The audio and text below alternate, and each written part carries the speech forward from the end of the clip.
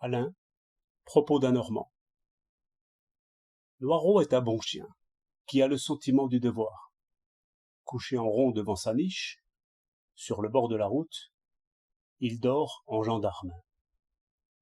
Son oreille et son nez subtils reçoivent toutes sortes de bruits et d'odeurs, qui nourrissent en lui des rêves utiles. Déjà, tout en dormant, il gronde et s'agite. Son rêve le réveille. Le voilà sur pied. Là-bas, sur la route, quelque chose marche. Il gronde, il se hérisse, il aboie. Que fait donc le maître?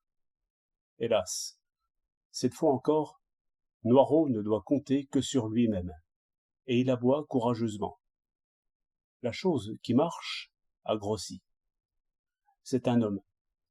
Il marche d'un pas décidé. Mais Noiraud en a vu bien d'autres. Ils sont tous ainsi. Et puis, ils finissent par tourner le dos et s'enfuir honteusement. C'est maintenant qu'il faut donner de toutes ses forces. Et Noiraud, sa chaîne tendue, ouvre la gueule tant qu'il peut, montre ses dents redoutables, et aboie à se crever la poitrine. Encore un effort, et c'est fini. L'ennemi s'éloigne, du même pas, car c'est un courageux ennemi. Il diminue. Bientôt, il n'est plus qu'un point sur la route. Le bon chien lance encore quelques aboiements à sa poursuite, afin d'assurer la victoire. Puis il revient se coucher après avoir tourné plusieurs fois selon le rite, car c'est ainsi qu'un bon chien doit faire.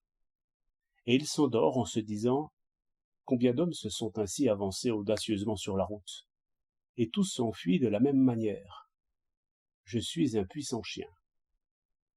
Dors, Noiraud, prends des forces, car je prévois pour la nuit prochaine un combat bien plus long et bien plus terrible. Un peu après les derniers bruits du soir, quand les lumières seront éteintes, une large et brillante figure s'élèvera dans le ciel pendant que les hommes dormiront. Après avoir regardé à travers les feuilles, elle viendra planer au-dessus de la maison.